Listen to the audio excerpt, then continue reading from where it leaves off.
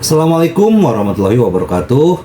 Salam sejahtera buat kita semua. Semoga kita semua dalam keadaan sehat jasmani dan rohani, tidak kekurangan satu apapun. Amin ya robbal alamin. Oke, Mimin akan melanjutkan cerita Liontin Giok Naganya. Oke, mari kita lanjutkan saja ceritanya. Gas. Sus.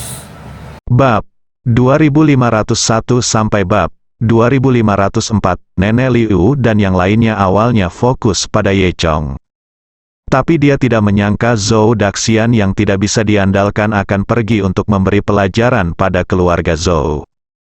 Bahkan Nenek Liu merasa Zhou Daxian ini gila. Meskipun keluarga Zhou telah kehilangan leluhurnya, mereka masih menjadi keluarga terkenal di daftar 36 Tiangang. Unta kurus lebih besar dari kuda, bagaimana Anda bisa membiarkan orang lain mengkritiknya? Tetapi ketika Nenek Liu dan yang lainnya bingung, mereka mendengar Zhou Yulong memanggil kakek kedua kepada Zhou Daxian. Kali ini, tidak hanya Nenek Liu yang terkejut, tetapi Chen Feifei, Hu Yongdong dan yang lainnya juga tercengang. Siapa sangka lelaki tua yang tidak bisa diandalkan itu akan berstatus tinggi dan menjadi kakek kedua dari kepala keluarga Zhou. Dia adalah adik dari Zhou Yuanshan, nenek moyang keluarga Zhou, yang baru saja tewas dalam pertempuran tersebut.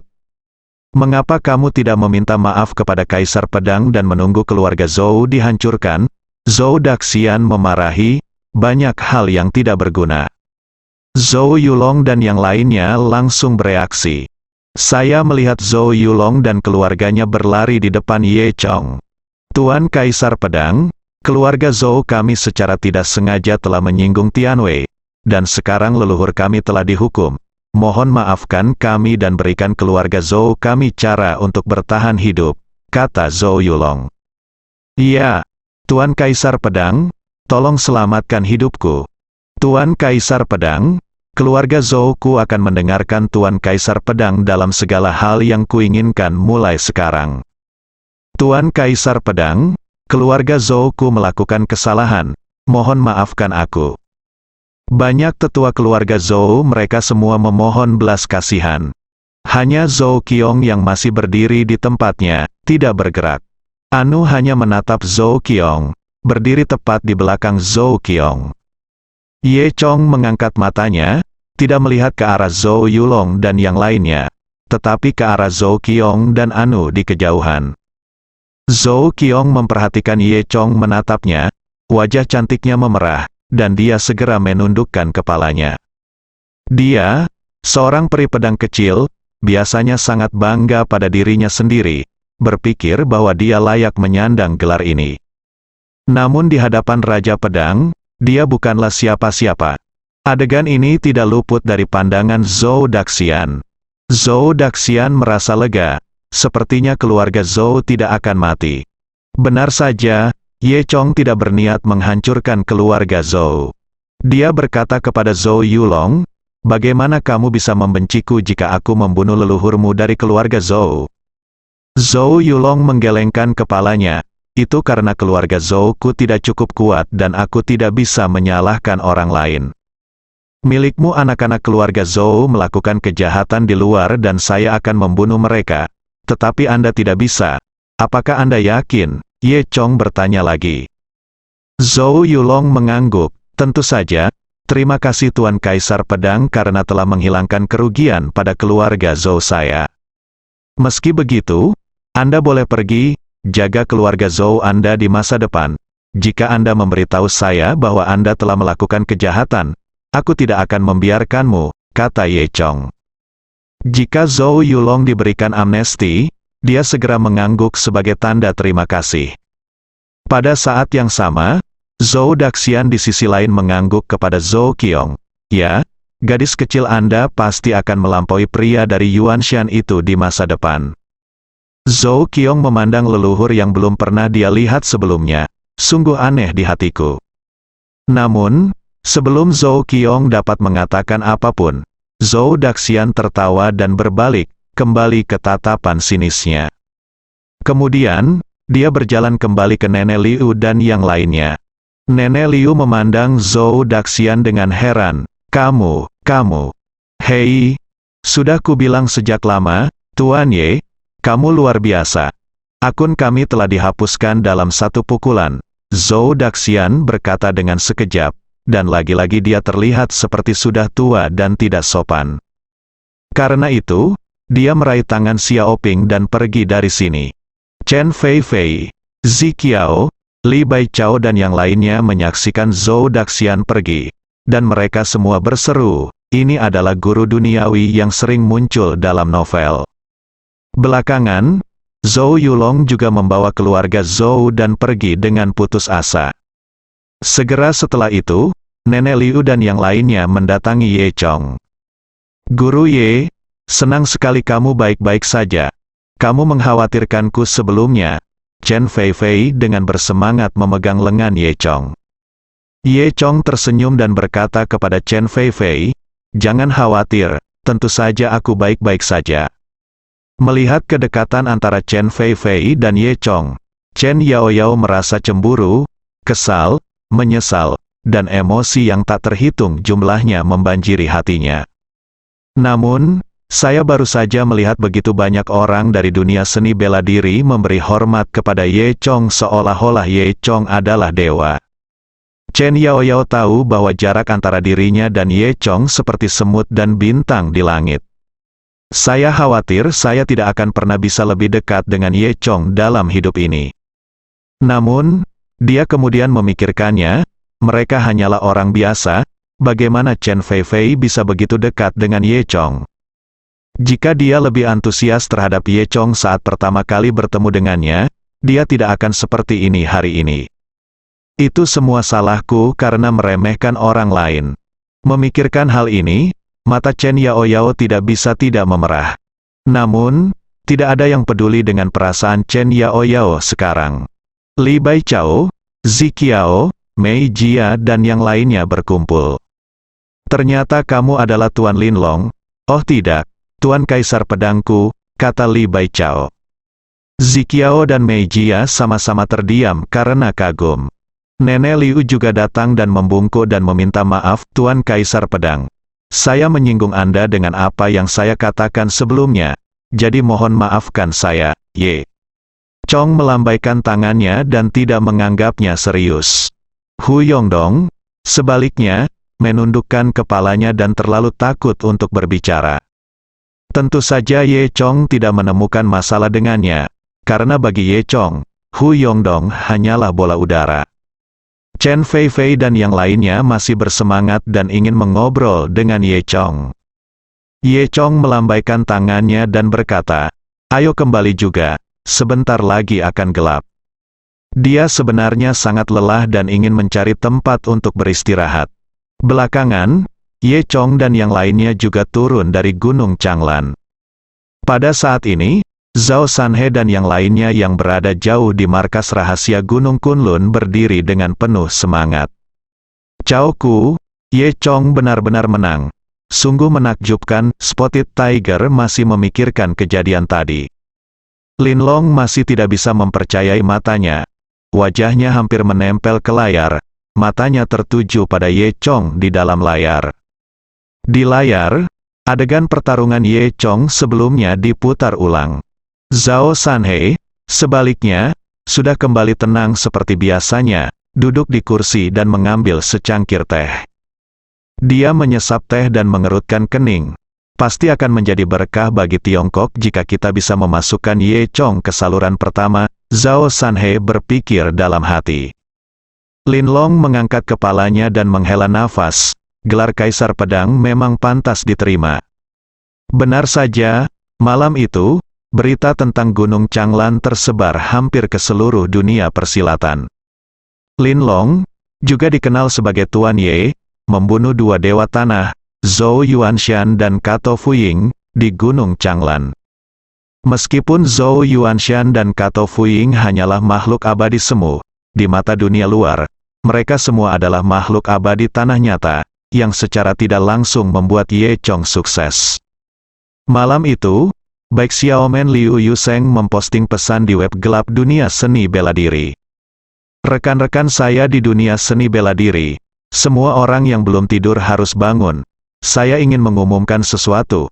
orang nomor satu dalam ilmu pedang di dunia tidak diragukan lagi adalah Kaisar Pedang. Ilmu pedang Kaisar Pedang luar biasa dan tak tertandingi oleh siapapun di dunia. Saat ini, ada satu kaisar lagi di antara 16 kaisar di dunia. Begitu berita ini keluar, dunia seni bela diri sedang heboh. Biar ku beritahu, aku cukup beruntung bisa melihat ilmu pedang Tuan Kaisar Pedang di Gunung Changlan hari itu. Aku akan pergi, benarkah, saudaraku, itu luar biasa. Iya, bagaimana ilmu pedang Tuan Kaisar Pedang? Itu, bisa dibilang pedang di tangan Kaisar Pedang telah menyatu dengan rakyatnya.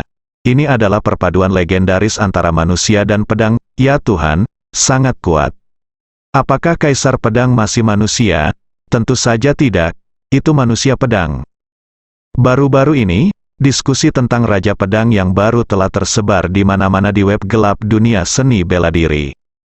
Di kuil pegunungan yang tidak diketahui di suatu tempat, seorang biksu tua, salah satu dari 13 penjaga jalan hantu, sedang berdiri di tepi kolam dengan tangan di belakang punggung, memandangi pohon willow. Di belakangnya, seorang biksu muda menceritakan kepada biksu tua itu semua kejadian terkini di web gelap. Setelah mendengar ini, wajah tenang biksu tua itu bergerak sedikit dengan sudut mulutnya. Sungguh tidak biasa dinobatkan sebagai kaisar dunia ke-16, kata biksu tua itu. Ketika saya mengingat kembali ketika saya pertama kali bertemu Ye Chong, kekuatan Ye Chong tidak cukup baik. Tapi sekarang, dua makhluk abadi kuasi bumi terbunuh. Biksu tua itu semakin merasa bahwa perhitungannya mungkin benar. Pergilah, biksu tua itu melambaikan tangannya. Biksu muda itu mengangguk dengan cepat dan kemudian mundur dengan hormat. Biksu tua itu tidak menoleh ke belakang, dia menatap ke dahan pohon willow. Ada 11 daun di cabang ini, dan ada satu daun tambahan di sebelah kiri, yang sangat tidak terkoordinasi dan melengkung. Beku tua itu mengulurkan tangannya yang keriput dan memetik daun itu. Dia bergumam, "Yah, ini kelihatannya bagus." Pada saat yang sama, Master Ghost Dao lainnya, Hei Wu Chang, yang juga salah satu dari 13 penjaga Ghost Dao, sedang mendengarkan laporan Qin Zhengxing. Qin Zhengxing memberitahu Hei Wu Chang apa yang sebenarnya terjadi di tempat kejadian. Cao Daking mendengarkan di sampingnya, menjadi semakin bersemangat saat dia mendengarkan.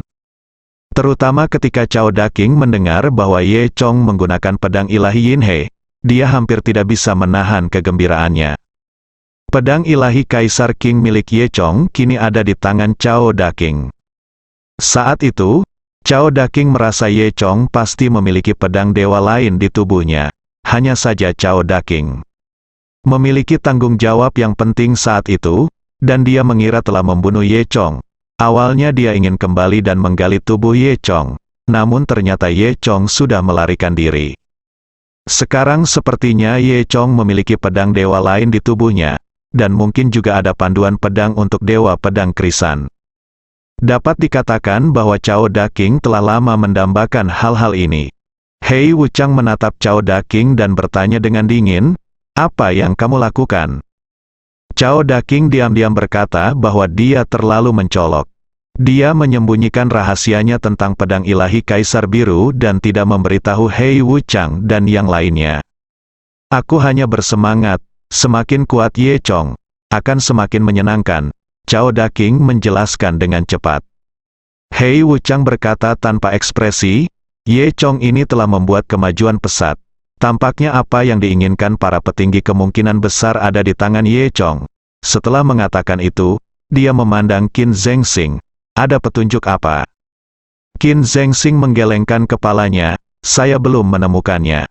Hei Wu Chang berhenti selama beberapa detik, dan kemudian melihat ke arah Cao Daking di sisi lain. Saat ini, Cao Daking tidak berani menunjukkan ekspresi apapun. "Bagaimana permainannya?" Hei Wu Chang bertanya. Cao Daking dengan cepat menjawab, "Karena bawang hijau Ye Chong di Yaochi, permainan neraka telah sangat terpengaruh. Sekarang, sejumlah besar koin neraka telah berkumpul di tangan Ye Chong. Tampaknya Ye Chong bertekad dan ingin. Untuk mereka adalah musuh alam hantu kita. kata Hei Wuchang. Cao Daking berkata, godaan dari tanaman hijau subur di Yaochi sekarang terlalu besar bagi para pembudidaya itu, dan itu jauh lebih besar daripada imbalan yang kita berikan. Jika ini terus berlanjut, tujuan permainan neraka kita akan sangat terganggu, kecuali kita bisa memberikan hadiah yang lebih besar. Hei Wuchang menutup matanya lagi. Ini bukanlah masalah yang dia pertimbangkan pada level ini. Ketika berita kematian Kato Fuying dalam pertempuran kembali terdengar di Jepang, dunia seni bela diri Jepang terkejut. Masih banyak orang yang belum mengetahui kabar kemunculan Kato Futaka. Bagi mereka, Kato Futaka adalah sosok mitos, dan karakter mitos ini benar-benar muncul dalam kenyataan dan dibunuh oleh Kaisar Pedang Tiongkok. Hal ini sepenuhnya menumbangkan pemahaman mereka. Keluarga kerajaan Jepang, mata-mata Jepang yang pernah menyusup ke Gunung Changlan sebelumnya, menceritakan semua adegan pertempuran di Gunung Changlan kepada pejabat senior keluarga kerajaan. Wanita tua itu duduk di balik tirai tembus pandang. Bahkan melalui tirai, Anda bisa melihat kesuraman di tubuhnya. Setelah Kato Fuying meninggal, tidak akan ada lagi dewa tanah di Jepang. Apakah Ye Chong ini benar-benar malapetaka bagi negara Jepang kita? Suara wanita tua itu sedikit serak. Dia tidak ingin negara Jepang hancur di tangannya. Di samping wanita tua itu, berdiri seorang pria yang bukan yin atau yang. Sepertinya sumpah Lord Kato benar-benar menjadi kenyataan, kata pria itu. Dia adalah mantan kepala pelayan Kato Futaka, dan banyak orang memandang pria ini. Pramugara melanjutkan, terakhir kali Tuan Kato berada di Tiongkok, dia dikalahkan oleh Zhao Sanhe, dan dia bersumpah untuk tidak pernah memasuki Tiongkok. Jika tidak, dia akan mati pada hari dia memasuki Tiongkok lagi. Mendengar ini, semua orang menghela nafas lagi.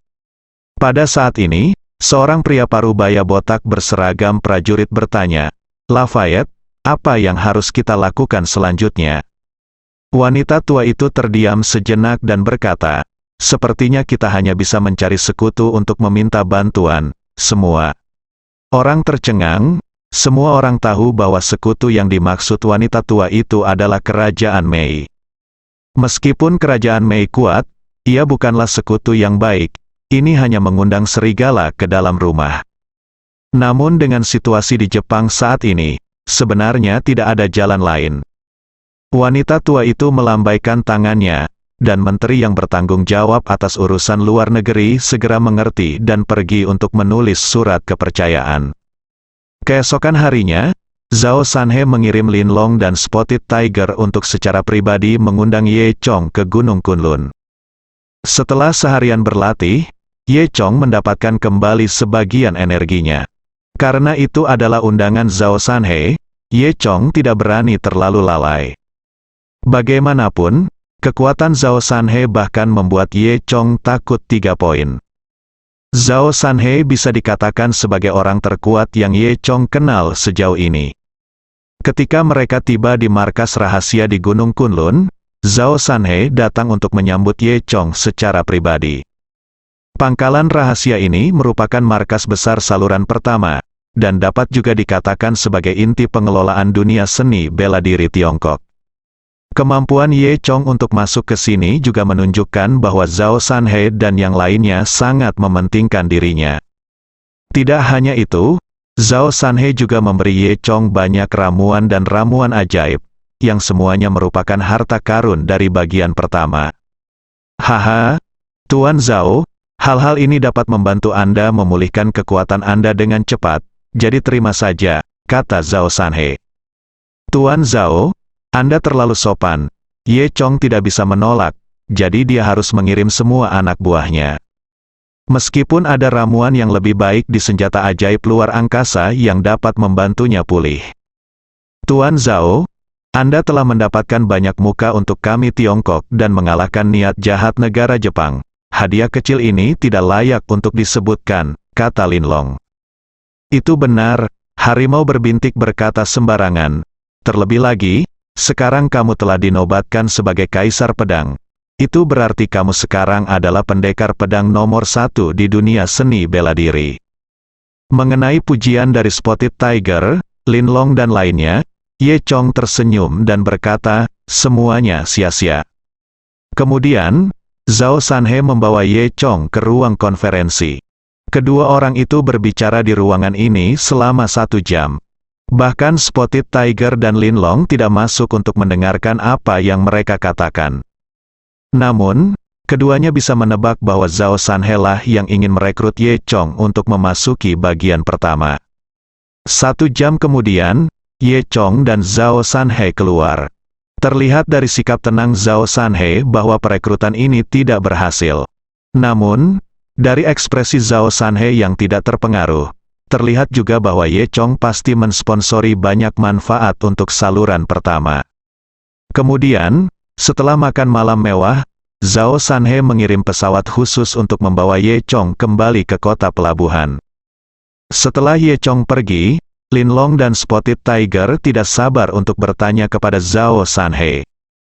Guru Zhao, apakah Tuan Ye bermurah hati lagi? Linlong bertanya.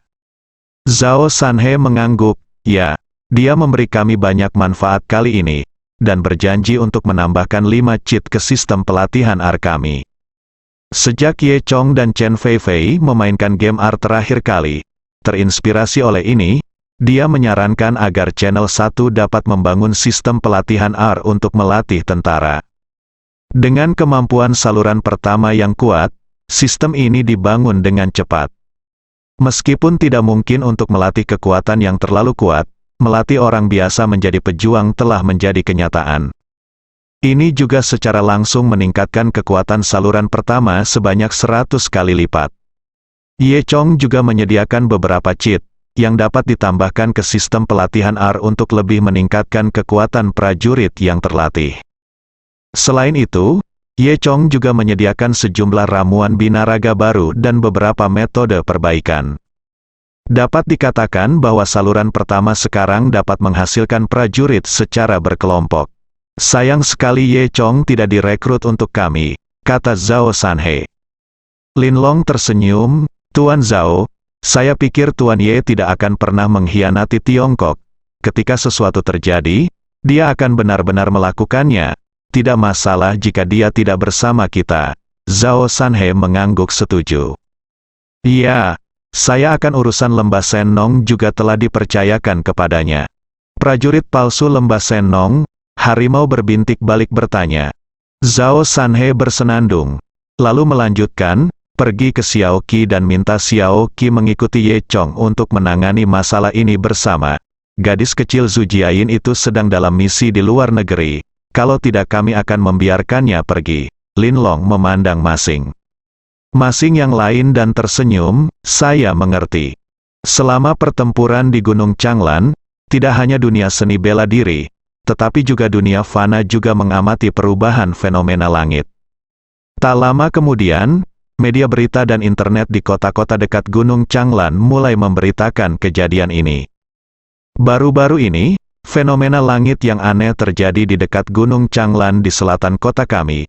Menurut para saksi, langit yang semula cerah selama ribuan tahun mil tiba-tiba menjadi gelap, terjadi guntur, kilat, dan guntur yang keras. Segera setelah itu, langit menjadi gelap gulita, dan bahkan terjadi ledakan, dan beberapa lampu dengan berbagai warna bertabrakan satu sama lain. Setelah itu, beberapa video direkam oleh saksi asli disiarkan di berita. Meski videonya buram dan tidak jelas, namun Anda memang bisa melihat fenomena langit yang belum pernah terlihat di bumi. Menurut saksi mata, sesosok tubuh mirip manusia juga terlihat di langit, namun karena jaraknya yang jauh, gambar yang diambil melalui ponsel terlalu buram, situasi spesifiknya masih dalam penyelidikan lebih lanjut. Para ahli mengatakan apa yang terjadi, menyebabkan. Situasi ini kemungkinan besar disebabkan oleh jejak yang ditinggalkan oleh bentuk kehidupan asing. Para ahli khawatir bahwa bumi telah sunyi di alam semesta selama puluhan ribu tahun, dan bentuk kehidupan asing akan segera tiba. Ditambah lagi dengan adanya berbagai macam fenomena ganjil dan ganjil yang sering muncul di masyarakat, masyarakat semakin percaya dengan pernyataan tersebut. Program Into the Unknown, Science. Sejak pertempuran di Gunung Changlan, Ye Chong belum pergi ke sekolah dan memulihkan diri di villa. Ban Hu adalah direktur pengajar dan secara pribadi meminta cuti panjang pada Ye Chong. Dan Chen Feifei merindukan Ye Chong setiap hari, tapi tidak ada yang bisa dia lakukan. Sejak terakhir kali mereka melihat kekuatan Ye Chong di Gunung Changlan, beberapa orang merasa kagum pada Ye Chong. Terutama Ziqiao, Mei Jia, Chen Yaoyao dan lainnya. Chen Yaoyao sekarang tahu bahwa Ye Chong bukanlah manusia, dia adalah dewa. Memikirkan adegan Ye Chong melambai-lambaikan petir di langit dan dikagumi oleh ribuan orang, Chen Yaoyao merasakan ketidaknyamanan yang tak bisa dijelaskan di hatinya. Dia semakin merasa bahwa dia terlalu jauh dari Ye Chong. Seekor semut jatuh cinta pada bintang dan ditakdirkan untuk sengsara. Ziqiao, Mei Jia, dan Li Baichao sangat mengagumi Ye Chong. Mereka merasa puas bisa melihat Tuhan seperti itu dalam kehidupan ini.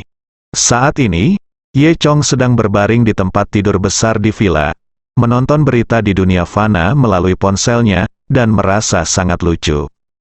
Dalam 2 hari terakhir, semua berita di dunia seni bela diri adalah tentang kaisar pedang yang baru dipromosikan, dan berita di dunia fana adalah tentang perubahan di Gunung Changlan. Hingga sebuah berita dari Lembah Senong menarik perhatian dunia seni bela diri dan dunia fana. Status Lembah Senong di dunia seni bela diri mirip dengan keluarga tersembunyi, dan terkenal di dunia karena keterampilan medisnya. Selain itu, ada banyak orang dari keluarga semi tersembunyi di Lembah Senong, sehingga mereka juga memiliki reputasi tertentu di dunia fana. Kali ini, Lembah Senong merilis berita, 7 hari yang lalu. Lembah Senong menangkap seorang prajurit palsu di puncak level Grandmaster tingkat surgawi di Yerengu, berencana untuk melakukan otopsi dan analisis dalam 3 hari dan mengundang ahli medis terkemuka untuk belajar bersama. Sejak Ye Chong menghancurkan pangkalan prajurit palsu di Tiongkok terakhir kali, prajurit palsu sudah lama tidak muncul, dan semua orang sepertinya telah melupakan keberadaan prajurit palsu tersebut. Namun, para prajurit semu belum hilang, dan tampaknya organisasi yang mempelajari prajurit semu telah menerobos teknologi baru, memungkinkan para prajurit semu untuk tumbuh dari tahap prajurit menjadi master. Harus disebut sebagai guru semu mulai sekarang. Dan kini ada teknologi di dunia yang dapat mengubah orang biasa menjadi master. Bahkan orang di dunia fana pun sangat tertarik dengan hal ini. Ye Chong sudah tidak terkejut dengan berita ini. Karena Zhao Sanhe ada di kantor dan sudah memberitahunya kabar tersebut. Dan Ye Chong juga berjanji kepada Zhao Sanhe bahwa jika dia punya waktu, dia akan pergi ke Lembah Senong untuk melihat situasinya. Faktanya, Ye Chong hanya asal-asalan dengan Zhao Sanhe, dia tidak mau pergi dan tidak tertarik. Terlebih lagi, Ye Chong pernah membunuh seorang dokter beracun bernama Hua Qingtang, yang berasal dari Lembah Senong. Kali ini, Lembah Senong memanggil para dokter ajaib di dunia, yang sebagian besar adalah dokter dari dunia seni bela diri, tetapi 30 tempat juga disediakan untuk dokter dari dunia fana, lagi. Pula, sekarang setelah energi spiritual pulih, nama-nama seperti pejuang, grandmaster, dan kultivator semakin banyak bermunculan di dunia fana. Ye Chong berpikir bahwa dia akan mencari alasan ketika saatnya tiba, mengatakan bahwa dia memiliki sesuatu untuk dilakukan dan tidak bisa pergi ke Lembah Senong, sehingga dia bisa melewati Zhao Sanhe. Karena Ye Chong tidak tertarik pada ahli bela diri semu di tingkat master. Saat ini, Ye Chong menerima telepon dari Lu Zhou Tianlei. Ye Chong sudah lama tidak menghubungi teman-temannya di sana sejak dia meninggalkan Luzhou. Tianlei sangat terkenal di Luzhou. Dia adalah seorang bijak agung yang terkenal dan memiliki gelar Tian Yao Wang Zhen. Oleh karena itu, ketika Tianlei menelepon saat ini, Ye Chong sudah menduga bahwa itu pasti tentang Lembah Senong. Seperti yang diharapkan, Ye Chong mengangkat telepon. "Tuan Tian, lama tidak bertemu." "Oh, Tuan Ye, Anda orang yang sibuk. Bagaimana kabarmu sekarang?"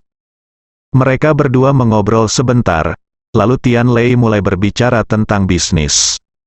Omong-omong, Tuan Ye, kami baru-baru ini menerima email dari sebuah tempat bernama Lembah Senong, yang mengatakan bahwa mereka telah menemukan prajurit palsu yang misterius dan ingin melakukan otopsi dan analisis, dan mengundang kami untuk datang, Tian Lei dikatakan. Karena kontak mereka dengan Ye Chong, Tian Lei dan yang lainnya juga tahu sedikit tentang prajurit semu. Ye Chong berkata, ini tidak menarik, tidak perlu pergi. Tian Lei berkata, ya, saya mengatakan hal yang sama.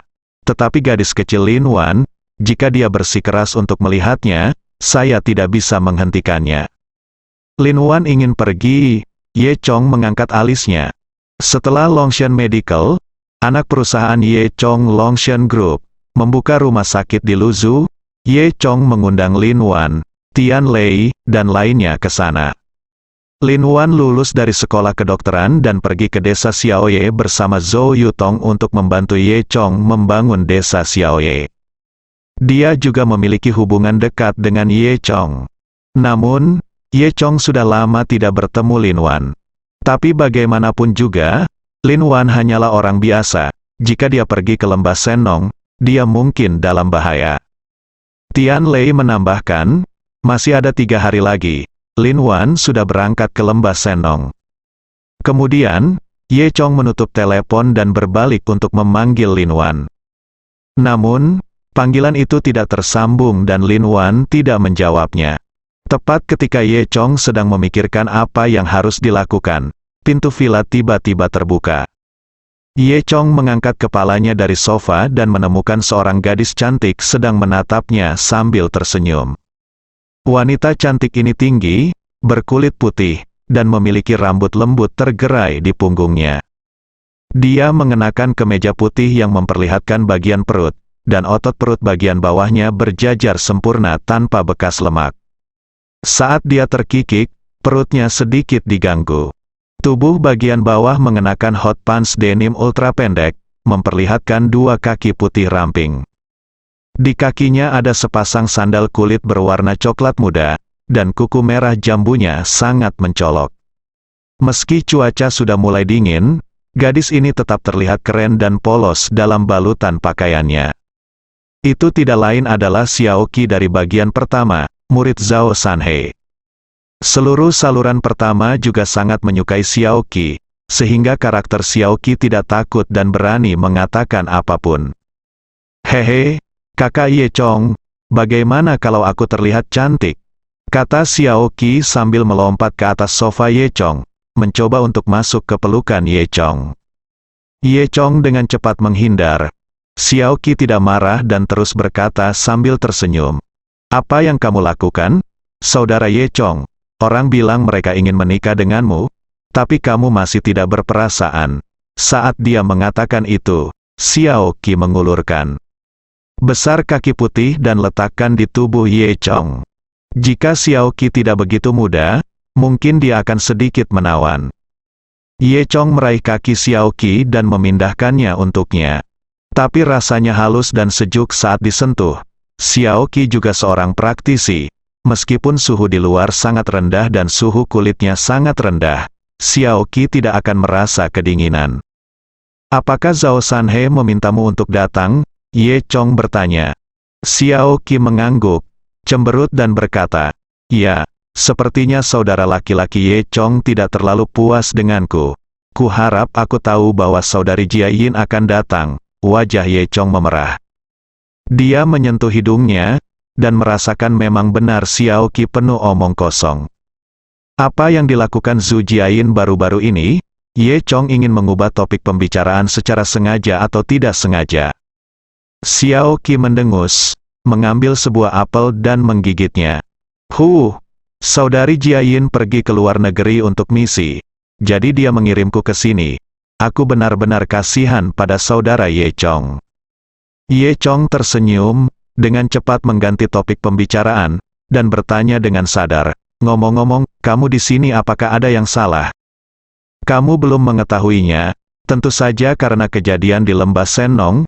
Kudengar kamu berjanji kepada tuannya untuk pergi ke Lembah Senong, kata Xiaoqi. Ye Chong tersenyum pahit di dalam hatinya, berpikir bahwa Zhao Sanhe benar-benar orang baik. Dia tahu bahwa dia hanya asal-asalan, tapi sekarang dia mengirim seseorang untuk mengawasi pekerjaan itu. Namun, ini tepat, meskipun Ye Chong tidak mau pergi pada awalnya. Namun, sekarang Lin Wan telah meninggal, Ye Chong siap untuk pergi dan melihatnya. Tidak ada alasan lain selain untuk melindungi Lin Wan. Sekarang Xiao Qi datang tepat pada waktunya, jadi kita bisa menyelinap masuk bersama Xiao Qi. Oke, kapan kita akan berangkat? Ye Chong bertanya. Xiao Qi mengeriting rambutnya dengan satu jari. Baiklah, ayo pergi setelah kita mendapat undangannya. Ye Chong terdiam. Apa? Kamu bahkan tidak menyiapkan tiketnya? Apakah kamu mencoba untuk pergi tanpa membawa apa-apa? Di mana serigala? Xiao Qi cemberut. Bagaimana ini bisa menjadi serigala putih tanpa apa-apa? Apakah kita masih membutuhkan undangan dari saluran pertama ini? Faktanya, kemungkinan besar saluran pertama belum mendapatkan undangan tersebut. Bagaimanapun, ini adalah masalah komunitas medis, dan komunitas medis itu sendiri adalah keberadaan yang istimewa. Terutama tuan-tuan tua di ibu kota memiliki sifat yang sangat aneh. Lupakan hal-hal lain. Dalam menghadapi kesempatan yang sangat berharga ini, mereka mungkin tidak membeli tiket pertama, Zhao Sanhe. Saya mendengar dari tuan saya bahwa keterampilan medis Anda juga sangat kuat, jadi saya ingin melihatnya dengan mata kepala sendiri. Bagaimana kalau kita memenangkan undangan bersama? Xiao Qi tiba-tiba berkata dengan mata besar. Ye Chong berpikir dalam hati, hanya Xiao Qi yang bisa mengucapkan kata-kata ini. Dan itu akan sangat sulit bagi orang lain. Tidak heran Xiao Qi dikirim ke saluran pertama. Jangan buang waktu, ada pertemuan medis malam ini di Qingnangting di Beijing. Hanya untuk bersaing memperebutkan 32 tempat ini. Ayo cepat, kata Xiao Qi. Karena itu, Xiao Qi membawa Ye dan bergegas keluar. Pesawat di saluran pertama sudah lama menunggu. Keduanya naik pesawat khusus dan tiba di ibu kota dalam waktu 4 jam. Ye Chong juga sangat emosional ketika kembali ke ibu kota setelah sekian lama. Dia duduk di kursi pesawat dan memandang ibu kota di bawah awan melalui kaca kecil pesawat. Pesawat semakin rendah, dan tanah di ibu kota berangsur-angsur menjadi lebih jelas. Pertama, sebuah dataran terlihat jelas, dan kemudian terlihat terbagi menjadi persegi-persegi. Belakangan, saya bisa melihat dengan jelas jalan raya, gedung-gedung tinggi, dan kendaraan mirip semut yang berjalan mondar-mandir di jalan raya. 10 menit kemudian, pesawat mendarat di bandara khusus. Ye Chong dan Xiao Qi turun dari pesawat. Dia menarik napas dalam-dalam. Yah, Beijing, sudah lama tidak bertemu, bersambung.